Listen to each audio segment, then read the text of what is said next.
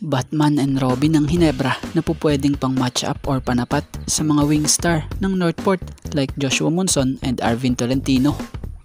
At 3-team trade na maaaring maganap pag nagkataon. So yan ang ating mga tatalakayin, kaya wag na nga nating patagalin pa, tara at atin ang pasadahan yan.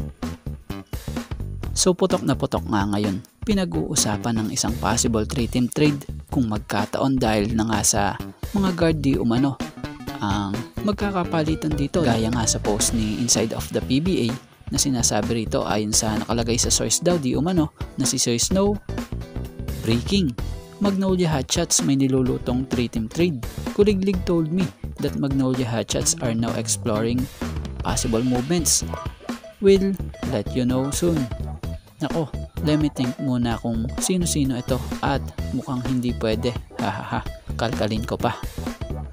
So bukod dyan, parehas lang din ng sinasabi dyan itong page ng Hinebra Ako Memes na tinutukoy parang itong sila Polly, Lemeti, and Tio. So kung halimbawa man yung tatlo talaga, tara tingnan natin yung mga kakayahan at counting background nila. Sa una, si Polly. Ito yung player na matagal-tagal na ring laging nasasama sa mga rumors na di umano'y matitrade di umano raw. Player ng Magnolia. By the way si Polly, one of a gunner player ng Magnolia. Literal na shooter, outside threat, coachable, at veteran. Guard ito na may taas na 6 flat.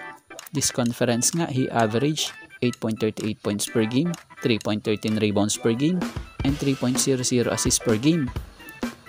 Si Lemeti, ito naman ay player ito ng Rain or Shine Elasto Painters, isang rookie. Tulad ni Polly, shooter, and threat din ito sa mga outside offense. Ito yung player na maaga nabigyan ni Coach Yeng ng break na po dito, kaya lang nung tumagal-tagal, unti-unti nang nabawas ang minuto. Kaya this conference, he average 4.55 points per game, 1.18 rebounds per game, and 2.64 assists per game sa limitadong minuto. At may taas nga po itong 6'1". Yung Tyler Tio naman player to ng Phoenix Fuel Masters. Literal din ito na guard shooter. Mahusay rin na shot creator. Ito yung player or gunner like Polly and Felix Lemeti. Literal na sharpshooter. At higit sa lahat mabilis pumick up sa mga system. Mataas nga din yung basketball IQ nito. Kaya marami ang napapahirapan din ito sa court. This conference, he averaged 10.08 points per game, 2.75 rebounds per game, and 3.92 assists per game. May taas nga po itong 6 flat. So sa tatlong manlalarong ito halos lahat gwardiya ito. Kaya kung sakali mang matuloy maganda ito para sa opinion natin. Pero kayo, ano ang opinion nyo? At dito tayo sa Batman and Robin ng Hinebra na maaaring ipangtapat ng jeans sa mga bata na mga gunner ng Northport na sila Arvin Tolentino and Joshua Monson. So kung wing lang naman at wing ang pag-uusapan na pwedeng ipantapat ng jeans sa Northport, andyan ang dalawang wing high flyer ng Barangay Hinebra na siyang may mga angking galing din sa outside shooting para di pa iwan sa mahuhusay na sila Monson and Tolentino. So Batman and Robin na maituturing itong dalawang kakabalik lang mula injury na sila Jeremiah Gray and Jamie Malonzo. Matatanda ang ilang beses na ring napagsabay sa court noon ni Coach Tim itong si Gray and Malonzo na siyang nakitahan din naman ng magandang connection as a duo.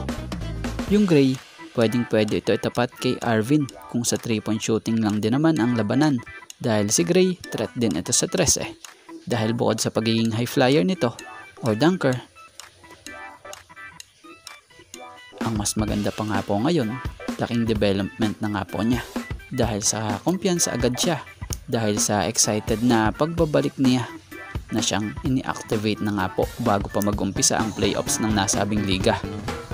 Kay Jamie Malonzo, ito pwedeng tumapat kay Joshua Monson na siyang slasher din kagaya ni Monson. Ang kagandahan pa kay Malonzo, kakayanan niyang makipagsabayan ngayon dahil sa mas lumapad pa nga rin po ito at mas kondisyon. Tapos yung laro niya pa ngayon mas nag-matured pa, walang arte, energetic, at higit sa lahat laking impact pag sila'y nag-init as a duo ni Jeremiah. Kaya naman, ano sa inyo?